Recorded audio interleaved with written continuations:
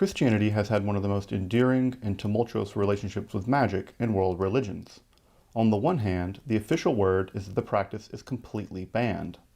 As I've mentioned in a previous episode, Christianity has long held that magic is essentially the work of demons, meant to ensnare and destroy the soul of its practitioners. And indeed, we can find repeated bans on magic and magical practice as early as the New Testament, through the Apostolic Fathers, into the Middle Ages, and beyond. Of course, banning a practice only reveals that it was, well, practiced, and often psychologically the effect is actually counterintuitive. By banning something, we actually make it more enticing. There can be no doubt from a historical point of view that magic has flourished in all aspects of Christendom and all periods of that religion and in all iterations of that faith. Indeed, most magical practices that have survived into modern occultism are simply unimaginable without the backdrop of Christianity, although I think most modern occultists and most Christians would not want to admit that that's true. From Simon Magus to Dr. John Dee's Conversations with Angels, one could very much argue that Christianity has been both the greatest foe and the greatest ally to the development of magical theory and practice in the Western world. In this episode of Esoterica, we're going to explore some of the earliest Christian, yes, Christian forms of magic to be found in the ancient world, from amulets to magical spells to a whole range of incantation, including curses. As we'll see, magic was alive and well in early Christianity. I'm Dr. Justin Sledge, and welcome to Esoterica, where we explore the arcane side of history, philosophy, and religion.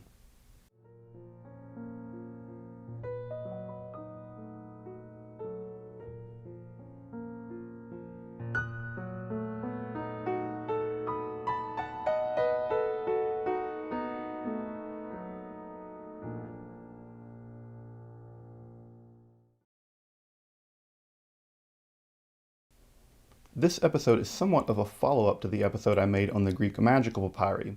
If you haven't seen the episode yet, you may want to pause here and check that one out first. Much of this episode is going to take for granted a lot of the background information that we discussed in that video. So if you want to check that out, there's a link in the card above. Check that one out first and come back to this one to get a more full understanding of the kind of world that produced the kind of Christian magic we'll be discussing at length in this episode. Though, just to review a few things before we get started, a great deal of the knowledge we have about magic from the early Common Era is actually from Egypt, and there are a couple reasons for this. The first is that Egypt had a highly developed magical tradition reaching all the way back into the Pharaonic period. This indigenous form of Egyptian magic, or Heka, has a very long history and a wide range of magical applications, from medical magic to execration magic, this is magic which wards off evil, to the animation of statues by divine gods, to the resurrection powers that are found in the Egyptian mythology around the afterlife. I'm planning on doing an episode specifically on Egyptian magic or Heka at some point in the near future, so if you're really interested in that form of magic, stay tuned. A second reason for the endurance of so much written magical material from this period, and just written material in general, is that the medium used for writing in ancient Egypt, papyrus, is incredibly durable. As you probably know, papyrus is made from a reed which is stripped, and those strips are laid against one another.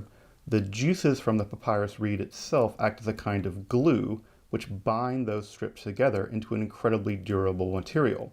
I have a piece of papyrus here, and it's amazing how well you can see how well this material is very, very strong in terms of its non-tearability and its durability. In fact, papyrus is so durable that one can even make baskets from the reeds themselves. And the fact that one can make baskets, weight-bearing baskets, and some of these baskets have survived for thousands of years, show the incredible strength of the papyrus plant. Finally, the hot and dry climate of Egypt greatly increases the durability of texts written on things like papyrus, paper, and parchment.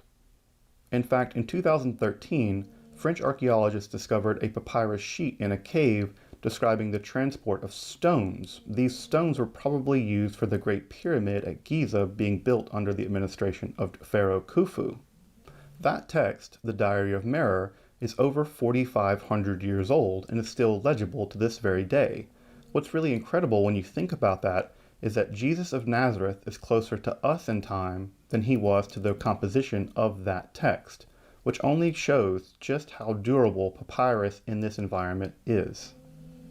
Of course, another reason why we'll discover early Christian magic primarily in Egypt is the very long relationship Christianity has had with that region.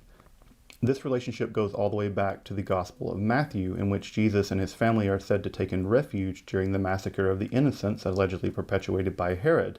And it's said that Mark himself was the person who introduced Christianity into Egypt sometime right after the death of Jesus. Further, monastic life is said to have developed in ancient Egypt under people like St. Anthony. And further, many of the greatest early theologians of Christianity actually emerged in Egypt. This would include people like Clement, Origen, Athanasius, and of course, Arius.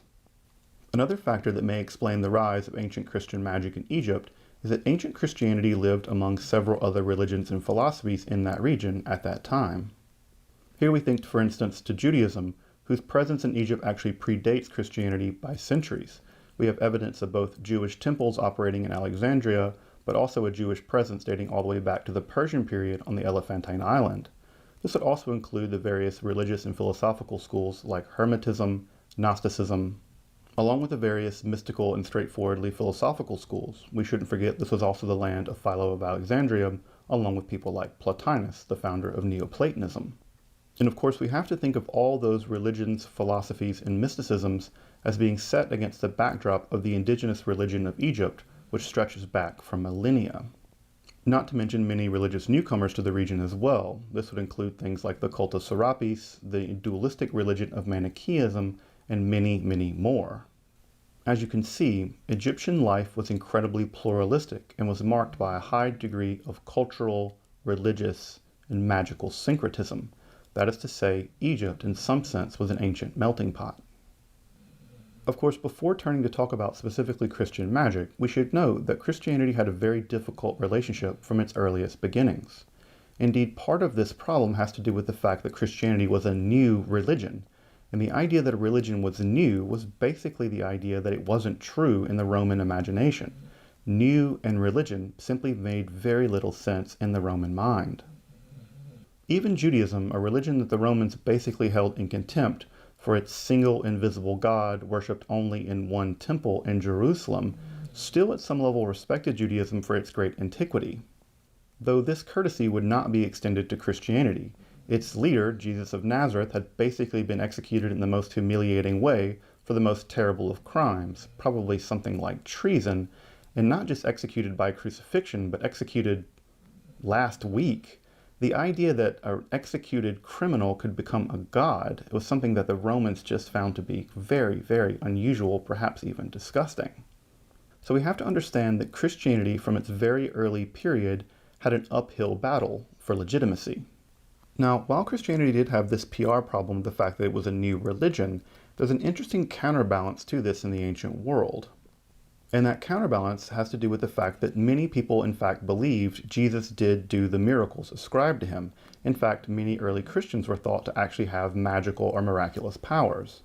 Of course, in both Roman and in Jewish eyes at the time, Jesus and his followers didn't have these powers because of Jesus being the Son of God and therefore Christianity being a legitimate religion. So part of the debate early on around Christianity wasn't whether Jesus and his followers had supernatural powers. Even someone who was a harsh opponent of Christianity like Celsus basically admitted that they did. The question is where those powers came from, and in many people's eyes, those powers originated either in magic or in demonic power. So as you can see, Christianity is going to have a really difficult time early on with magic, because on the one hand, it needs to argue that its miracles are the result of a legitimate relationship with the divine and not the workings of sorcery or magic. And so you can see part of what Christianity is going to have to do very early on is distance itself in a very strong way from magical practices. This whole quest to distance itself from magic but also claim historical legitimacy led Christianity into some rather interesting results. For instance, one of the early tactics used by some early Christians was to claim that ancient pagan philosophers actually foretold the coming of Jesus. In fact, one of the ancient pagan philosophers, or maguses, that early Christians claimed foretold the coming of Christianity was in fact Hermes Trismegistus. Now, this is ironic, of course, because Hermes Trismegistus is primarily linked in the ancient imagination with things like astrology, alchemy, and, well, magic. This quest for legitimacy and this desire to distance itself from magic led early Christianity to somewhat strange bedfellows. Here again we have someone like Lactantius arguing that none other than Hermes Trismegistus is a kind of prefiguring of Christianity. Again, linking Christianity, ironically, with alchemy, astrology, and magic. Of course, that irony wasn't lost on all early Christians. St. Augustine, for instance, really didn't like the idea of linking Hermes Trismegistus with early Christianity, probably because of the associations with Hermes Trismegistus and these various kinds of occult practices. Of course, it's also going to be St. Augustine who's going to primarily develop the anti-magic attitudes that Christianity is going to hold from the late classical period into the medieval period and beyond. However, that didn't stop ancient Christians from happily going about practicing magic. So before turning to look at some of the magical texts that have survived from the early Christian period, I know that there are going to be some people out there that are going to say something like, well, real Christianity doesn't practice magic. Christianity bans magic, and therefore anything that was done in the name of magic was never actually Christian, and therefore Christian magic simply can't exist. This is a bit of a version of what is called the true Scotsman's argument, the idea that, for instance, real Christians would never engage in the Crusades, and therefore the violence perpetuated by the Crusaders wasn't Christian, or that the Ku Klux Klan isn't Christian because real Christianity isn't racist. Well, the reality is that we can make a distinction between what Christianity officially says and what actual Christians do. In this case, we can make a distinction between what elite Christian theologians and Christian lawyers, as they were developing Christianity, articulated in terms of what Christians should and shouldn't do. However, that doesn't have a lot of impact, and necessarily, upon what average Christians did in Alexandria in ancient Egypt. Any conception of true Christianity, or true Judaism, or true paganism for that matter, is really just an abstract idea that primarily exists in the minds of practitioners and theologians. It doesn't really so much exist on the ground. Real people do all kinds of, weird things that aren't exactly orthodox and aren't exactly the exact representation of how religion should be practiced in the mind of elite theorists. So from the point of view of scholarship alone, I'm actually interested in both versions of Christianity, both the elite version of Christianity that exists in the minds of theologians and lawyers, but I'm also really interested in the average Christianity that was practiced on the streets of the ancient world. And what we'll find is that those two things often don't meet up, and the average Christian practicing on the street may have been somewhat different and may have even been condemned at some level by the kind of high-level theoreticians operating in the monasteries or in the churches. That the average Christian on the street may have been chastised or even condemned by the monks, priests, and theologians operating at the high level of Christian orthodoxy doesn't mean that the average Christian on the street was any less of a Christian. In fact, by studying these magical documents, I think we get a new light on how Christianity was actually practiced among common people in the ancient world. And that's very important because we need a very full picture of just what Christianity was, not just the idea of what pure, rarefied Christianity was in the minds of elite scholarship. That Christians were practicing magic is worthy of study alone, whether they were heretics or normies or whatever. The fact that they were engaging in this process is worth studying because we learn something about the diversity and the depth by which Christianity was operating, both from the very high level of the theologians all the way to the street level, perhaps, of magical practice in the ancient world. Not that the high level folks didn't do magic too, but we learn a lot about how Christianity was being practiced in reality in the ancient world. So studying Christian magic is a core and essential aspect of gaining a real insight into what early Christianity was in fact like. As I mentioned earlier, most of the magical texts that we have that survive from ancient Egypt are primarily preserved in two languages. They're preserved in either Greek or Coptic, Coptic being the final version of the ancient Egyptian language being written out in Greek letters. Specifically, we can divide ancient Christian magic in this period into either Coptic or Greek texts, and then we can further subdivide them into the various spell types. That is to say, we can look at healing spells, protective spells, erotic magic or love magic, cursing, and then a kind of miscellaneous grab bag of various magical spells that have been recovered from this ancient period. What typically separates these spells from the other spells collected in the vast collection of the Greek magical papyri is that these are almost always overtly Christian, either in symbolism, in language, or by virtue of the fact that we can be fairly confident that the practitioners of these magic were specifically Christian. Of course, like many magical texts of this period, even the specifically Christian spells often bear some degree of syncretism. That is to say, the magical practices actually mix Jewish, pagan, and Christian elements together. Although here I want to focus really on the spells that are very explicitly Christian in character, to give you an idea about what those spells and what early Christian magic look like. So what I want to do now is turn and look at a couple of spells from each one of these categories to get a better sense of what ancient Christian magic looked like. Of course, I'm only covering a very small percentage of the spells, over 150 spells collected by Meyer and Smith in their edition. So if you want to deep dive into early Christian magic, you'll have to pick that text up. I'll be talking a little bit about the text at the end of the video, as usual. So our first spell is actually a healing spell found at Oxyrhynchus. It's actually Oxyrhynchus 1077, written in Greek. Oxyrhynchus, as you may know, is a pretty famous trash heap. What's really great about trash heaps in history is that trash heaps tell us, well, a ton about the actual lived conditions of people in the ancient world. So archaeologists absolutely love trash. So in this trash heap have been found enormous amounts of text, ranging from receipts to even early fragments of Gospels. So the trash heap at Oxyrhynchus has just yielded a treasure trove of ancient manuscripts. And here we have an interesting spell using the Gospel of Matthew, text from the Gospel of Matthew, as a way of healing someone of some kind of illness. Of course, we should always consider the character of literacy in the ancient world. We're talking about a population where at most 25% of the population was literate, and so writing had a long association with magic. In fact, in ancient Egypt, Thoth, the god of writing, is also a god of magic. So unsurprisingly, a text like the Gospel of Matthew, a text already thought to have somewhat supernatural power as having revealed the truth of Christianity, it's unsurprising that a text like the Gospels are also going to be used for magical healing purposes as well. What's also important about this spell is that the Gospel of Matthew is not just laid out, but laid out in cross-shaped patterns. Of course, the cross is the quintessential image in Christianity of the power over death, the power over sickness. It's the execution of Jesus on the cross that basically defeats death in the Christian mythology. So the fact that we have the Gospel of Matthew laid out in a cross-shaped pattern only further gives this amulet or this magical text further supernatural power. Finally, we also have a figure here at the center. It's not clear who this figure is, and as you can see, this text is quite worn. It's very likely this figure in the center is Jesus himself. So we have these cross-shaped patterns of the Gospel of Matthew in which Jesus is healing people in that pericope, themselves shaped in cross-shaped patterns, and then Jesus placed at the center. You can also tell that this document was probably folded up and probably carried by the person who sought healing by it.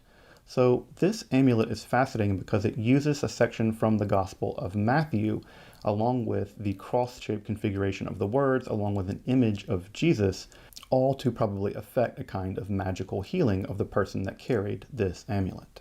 Our next magical spell actually comes from PGM 4. This is the great collection of magical documents held now in Paris. And it's interesting because it is written both in Greek and in Coptic, and it dates from about the 4th century. This magical spell is actually a kind of exorcism magic, which have been very popular in the ancient Greek world. As you probably know, exorcism was very intimately associated with Christianity and with Jesus in the ancient world. In fact, exorcism is one of the main miracles accomplished by Jesus in the Gospels. So we can see here the Christian elements are quite clear. We have the invocation of the Father, the Son, and the Holy Spirit. Although it's interesting here that in the exorcism spell itself, we have the use of olive branches. Now, the use of olive branches is found all throughout ancient magic, and it has a wide variety of implications, specifically the implication and the symbolic power of victory. Of course, you'll remember in the Olympic Games, the olive branch is used as a sign of success in those games. So the use of olive branches in ancient magic was somewhat ubiquitous in this context. In fact, we see olive branches being used for protective diadems, for various kinds of chains, for instance, to bind demons, as we see in this spell, but also as a scourge, which we also see in this spell, where a bundle of olive branches are actually used as a kind of whip to drive the demons away. Further, this spell is also interesting because it uses a kind of post-exorcism amulet to prevent demons from repossessing the person that has been liberated from this demonic possession. The use of post-possession amulets actually dates back all the way to the ancient Near East, and we see something like the idea of post-possession magic being used all the way into contemporary exorcisms as well.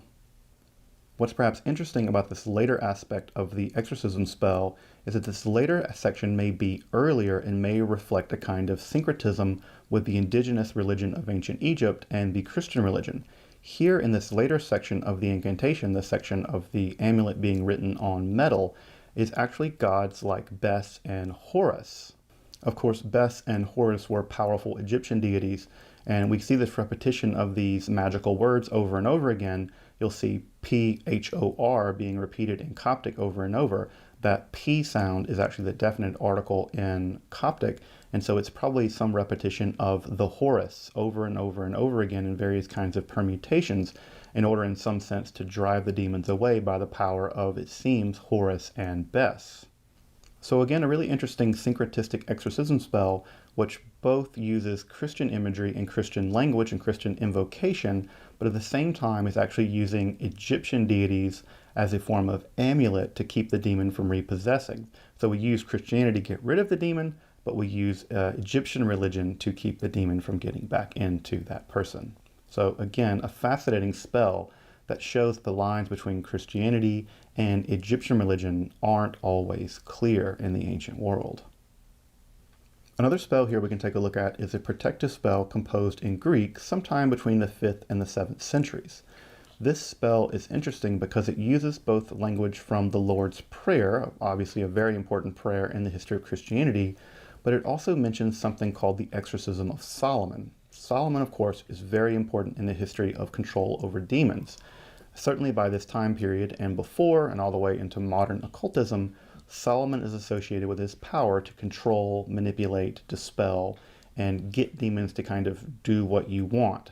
So Solomon is going to be instrumental in some ways in the history and development of magic, and we can see the development of that magical idea of Solomon controlling demons reaching all the way back here into early Christian magic. It's also worth noting here that toward the end of this exorcistic incantation, we also have language that's very evocative of Psalm 91. Psalm 91 is important in the history of exorcism, and we actually see it used all the way back from the Dead Sea Scrolls, in which some version of it was actually used for something like exorcistic rituals in the Jewish context and the Dead Sea Scrolls, all the way through exorcisms, all the way into now, really. Exorcistic spells and exorcistic incantations in both the Jewish and Christian context still use Psalm 91 as a kind of powerful mechanism for expelling demons. And of course, it's interesting to note that reaching all the way back to the 5th or 7th centuries of the Common Era, we have the exact same psalm being used for the exact same purpose, exorcism. So again, we can see an enormous amount of continuity in this early Christian magic, reaching all the way back to the Judaism of the Dead Sea Scrolls, through the early Christian magic of the Egyptian period, all the way into modern and contemporary exorcistic procedures that still use this psalm. So an incredible tradition here preserved in this early piece of Christian exorcistic magic. So here we have another healing and protection spell written in Coptic from around the 10th century. The spell has a lot of interesting characteristics, one of which is we actually have the name of the person who wishes to be healed in this spell, a certain Kirahu, the daughter of so-and-so. It's often worth noting that in many of these healing spells, the person is often identified matrilineally rather than patrilineally. Typically, a person will be known in the ancient world as so-and-so, the son of their father. But in these healing spells, we often have it as so-and-so, the daughter or son of that mother. Of course, it's interesting that the matrilineal link is noted in these healing spells. And of course, this idea actually survives into modern Judaism, where the prayer for healing, Mishav Berach, actually typically mentions the mother of the person rather than the father. So this may actually be a survival, at least into modern Judaism, of this kind of matrilineal descent in protective magic. Of course, this spell also abounds in motifs found in other forms of ancient magic. Here we have the Sator word square, which is thought to have magical powers, and we see this word square, of course, written all over the ancient Roman world, What's also interesting, of course, is we have a wide variety of what are called powerful words or magical words that are repeated here along with various Christian symbols. Of course, some of these words we can decipher. In fact, some of them there are actually slightly garbled versions of the so-called four living creatures that are found in the book of Ezekiel, which go on to become symbolic of the four gospel writers, Matthew, Mark, Luke, and John. So we have those images being invoked in the spell, along with a clear invocation of Jesus. Again, this spell isn't terribly complicated, but what it does show is a wide variety of Christian imagery and Christian motifs being used alongside of more typical magical motifs like the Sator word square being incorporated into a unified kind of Christian magic, which again is helping to heal this person. Of course, love magic or erotic binding magic was just as common in the ancient world as it is in the modern world. Notice I call it erotic binding magic because it's not really love that we're dealing with here. If you're being magically compelled to love someone or to have sex with them, you don't exactly have consent. And so you're erotically bound to that person rather than in love with them. So I make a distinction here between love magic and what I would rather call erotic binding magic. Of course, a great deal of erotic binding magic survives from antiquity, and this spell is interesting because it attempts to bind one man, a guy named Papaolo, to another man, a guy named Fellow. Now, fellow, it seems, may be actually a word for an elder or perhaps even another monk.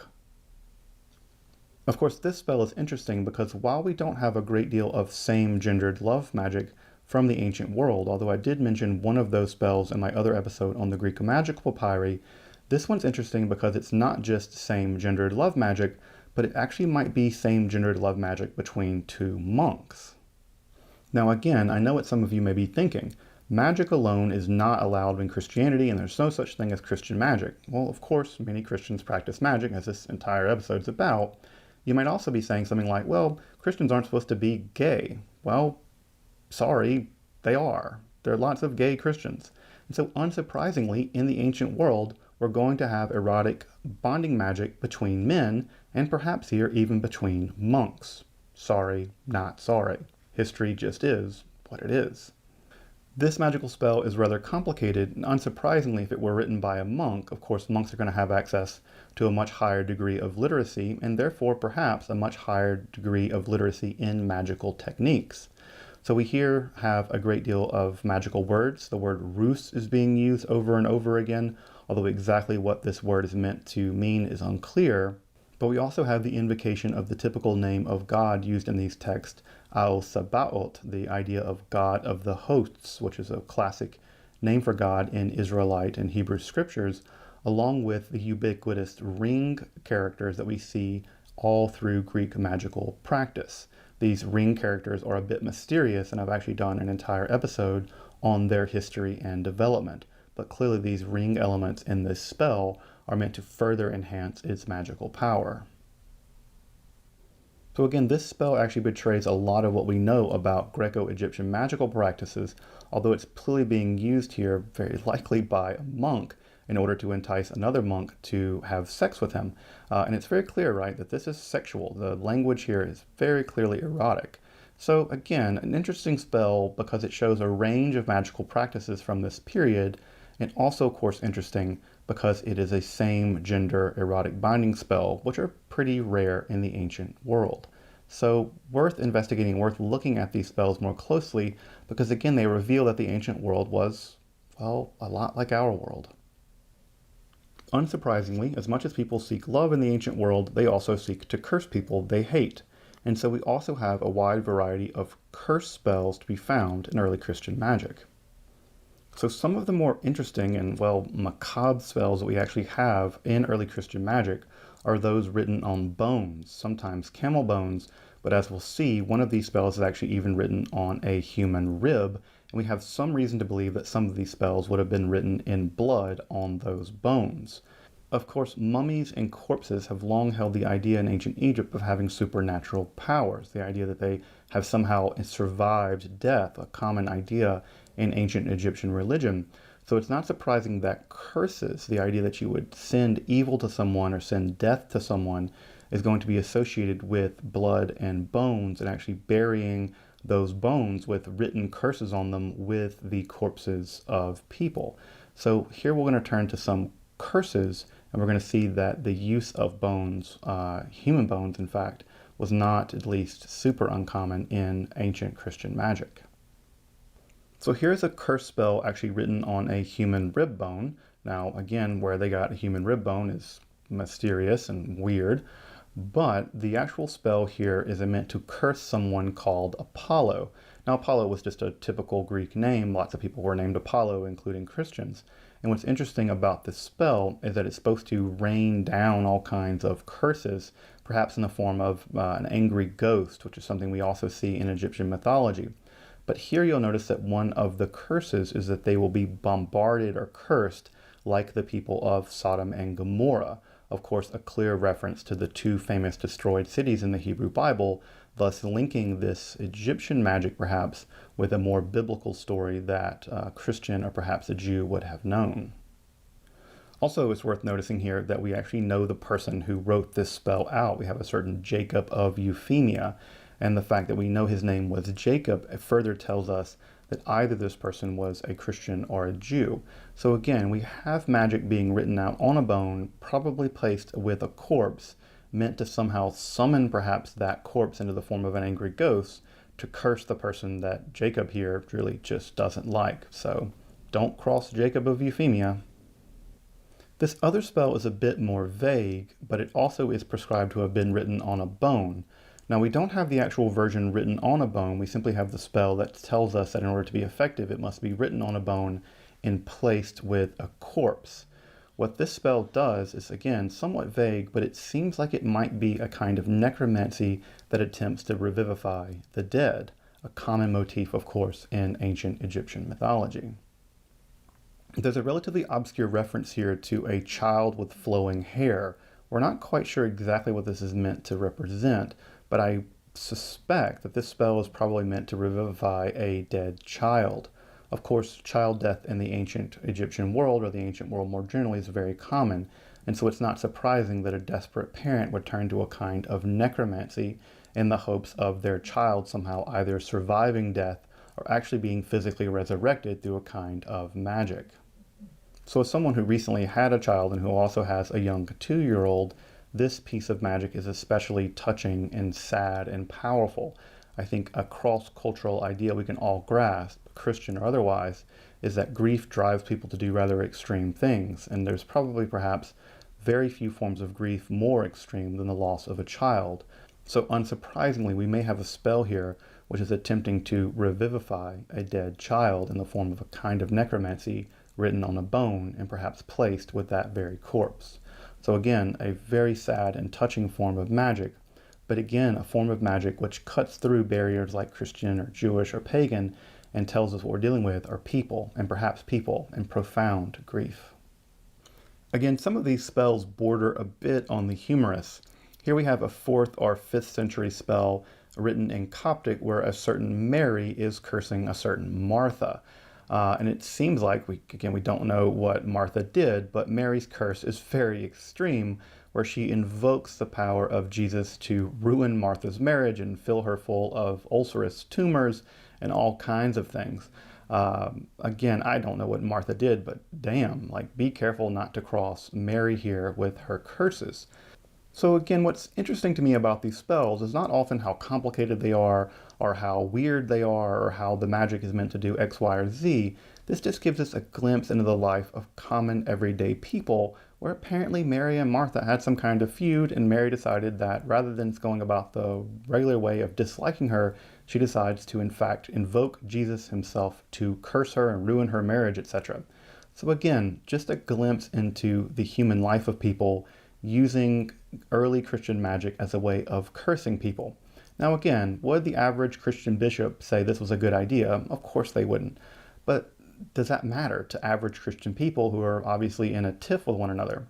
No. So again, what's interesting about this spell, brief as it is that the glimpse it gives us into the life of common people. This is just one more curse spell, and again, I don't want to put too much emphasis on the curse spells. There's a lot of protective spells as well. The curse spells, for whatever reason, are just far more complex, and they just have a lot more interesting features to talk about. This curse spell is really fascinating because of the imagery that is meant to be carved onto a piece of metal and actually smeared with various kinds of oils, in fact smeared with menstrual blood, in order to accomplish the various curse that is supposed to be carried out by this magic. So here we have images of what appear to be bound entities, perhaps bound angels or demons that are meant to do the cursing, or perhaps even person that is meant to be cursed being bound in a magical way with these very elaborate ring-shaped magical devices. These ring-shaped devices, as you may know from other episodes that I've done about magic in the ancient world, are ubiquitous in this period, and in fact that ringed magical symbol appears through later Islamic and Jewish magic and appears all the way into modern contemporary pagan practices to this day. You can actually see these exact same ringed figures in various magical alphabets in various contemporary magical texts. Of course, the spell is also interesting because it uses waxen dolls or waxen effigies as a mechanism of cursing the persons involved with the spell. The use of these kinds of dolls as a form of magical practice have actually been recovered from the ancient world, and so we know a little bit about how these dolls were used. What's again also interesting is these dolls were sort of buried or they were smeared with various kinds of things. In this case, we actually have the doll being wrapped in mummy wrappings and then smeared with various kinds of oils and menstrual blood in order to effect the curse, and then the dolls are buried in some kind of way in order to effect that curse. So again, a very complicated curse ritual, which again gives a glimpse into the wide range of imagery and motifs that have actually survived well into medieval and in contemporary magic. So it's interesting that the kind of magic operating here in this early Christian period is being inherited from earlier forms of magic and survives well into the contemporary period. This last spell that I want to discuss is perhaps one of the most interesting and unusual to me in the entire collection. Even more interesting than the weird bone ones. This spell invokes a wide variety of archangels. It seems to even invoke the power of King David, which will matter more in just a moment. In fact, this spell even seems to invoke the power of the zodiac. Well, to what end? A good singing voice. The person wants to sing well and entice other people with their singing voice.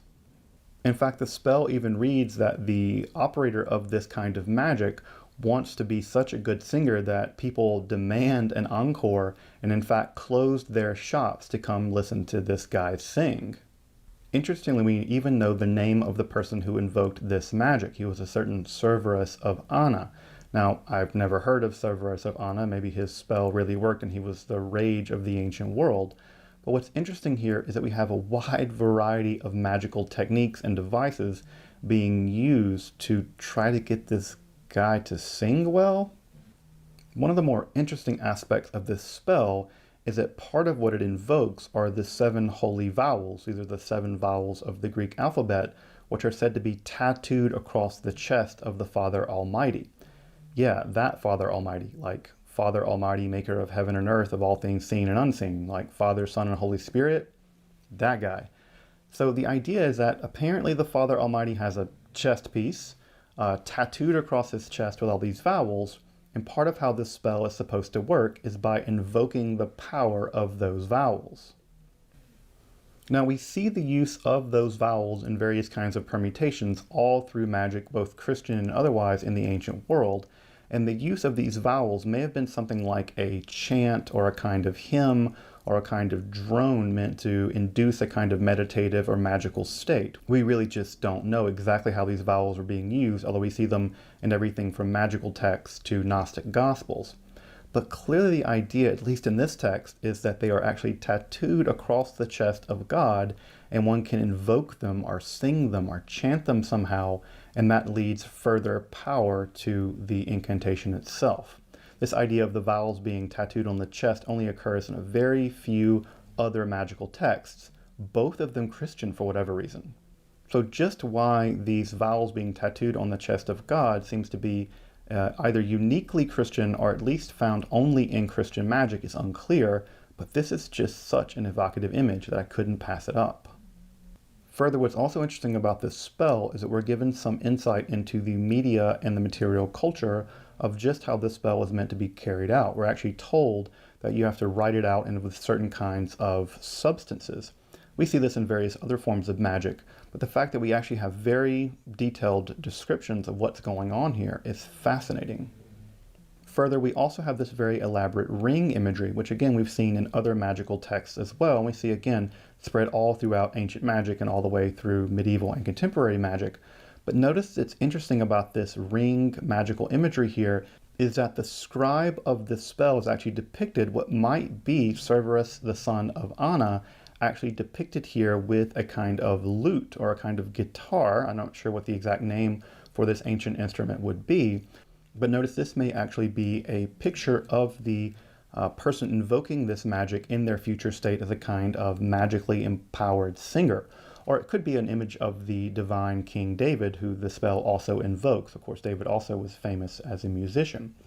So exactly what this spell is meant to do is really clear. It's just to get a good singing voice, which apparently was a big deal as much then as it is now. But we have a wide range of different kinds of imagery and magical techniques being used in this spell. And again, this image of the person holding the guitar is just fascinating because it's the use of the ringlet magical symbols being actually used to compose the image of the singer that I guess the singer wanted to be, or perhaps again of the kind of angelic King David.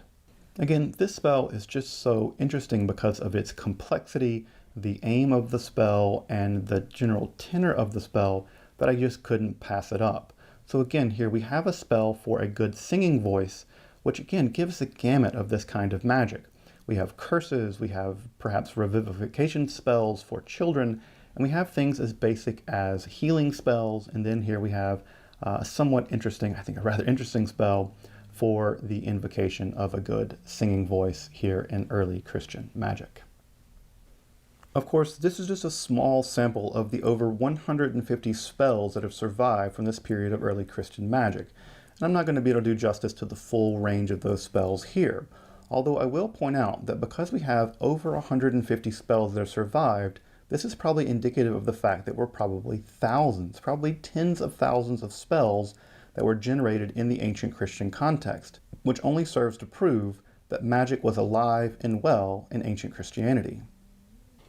Of course, Christians never stopped practicing magic, even after this Egyptian period, and Christian magic survives both into the Byzantine context but also, of course, into Europe. In fact, one might even say that all of medieval magic is in some sense Christian magic, of course, with the exception of Jewish magic. And we're going to spend a good bit of time here on the channel discussing the development of specifically Christian magic. So if you're interested in that topic, make sure to stick around. Further, if you're interested in the history of magic, alchemy, the occult, Hermetic philosophy, or Kabbalah, make sure to subscribe to our channel. These are all core content issues, and we explore them almost every week here at Esoterica. If you want to support my work of making scholarly, accessible, and free content on topics in Western esotericism, please consider supporting my work on Patreon or with a one-time donation. Your support of Esoterica really does make this channel possible, from all the books I have to buy to do research to the time it takes to produce these videos. Your support really does make this channel and its content possible. Esoterica is a growing project, starting here with YouTube content. We're going to eventually grow to a winter seminar and eventually semester-length classes, interviews, and more. So your continued support of Esoterica makes content in Western esotericism free and accessible. So again, please consider supporting our work via Patreon or with a one-time donation. Of course, if you really want to deep dive into ancient Christian magic, then the primary text you're going to want to pick up is a text by that name, Ancient Christian Magic, that's edited by Meyer and Smith. This is a really wonderful collection of over 150 different ancient Christian texts spanning from Coptic to Greek, spanning over the course of several centuries, from some of the earlier centuries of Christianity all the way into what we might call the early medieval period. This is a really wonderful text. Every single spell or collection of spells has a unique introduction for every single spell, a little bit of background and information about the spell. It also has some bibliographic data about where the spell is located, in what museum or collection it's found in, who the principal editor is, etc.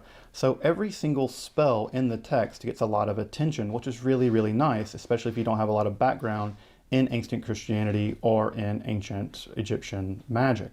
So again, a really wonderful text in almost every regard. Almost every regard.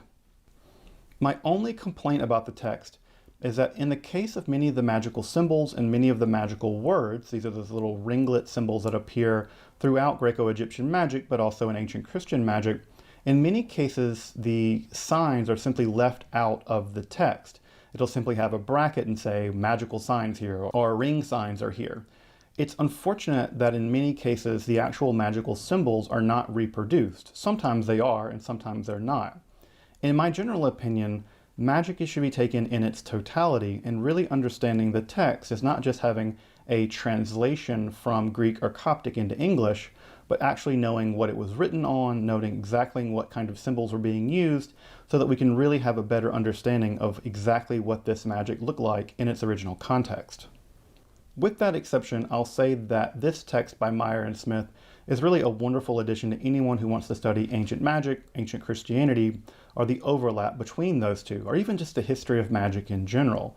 Again, we can't really understand the development of magic, especially into the medieval and the modern period, without understanding the cradle of Western magic, which is in some sense the Greco-Egyptian context. Of course, if you're really interested in Greco-Egyptian magic, the text you'll need to pick up is the Greek Magic Papyri by Betts. As I mentioned earlier in this episode, I've done an entire episode just on that topic with some recommendations for Greek magic, Egyptian magic, and the synthesis that we have in the Greek Magical Papyri. So if you've studied some Greek Magical Papyri, but you've not taken a look at the specifically Christian texts, then the Meyer and Smith text is an absolutely important adjunct to the vast library that is the Greek Magical Papyri, because you really can't understand the Greek Magical Papyri without seeing that Christianity was a huge component of that world. So I hope you found our introduction to some ancient Christian magical texts interesting, to really reveal that Christianity is a far more complex and nuanced religion than simply the high-level debates among scholars and theologians about whether the nature of Christ is the same nature of the Father, if it's homoousios or homoousios. Of course, those conversations and debates are very interesting, especially to me as a philosopher. But what's also crucially important is knowing that in everyday life we have these interesting magical practices, and these magical texts, more than those high-level academic debates of the ancient world, really shed light onto the actual human lived experience of Christians in this early period of that religion's development. So then, rather than shedding an exclusive light on the high-level theological and philosophical texts of the ancient world, these magical texts really put a human face on early Christianity. And for that reason alone, I'm really grateful they've survived, and I'm really happy to be able to study them to learn more about early Christians and the magic they practiced. Until next time, I'm Dr. Justin Sledge, and you've been watching Esoterica, where we explore the arcane side of history, philosophy, and religion.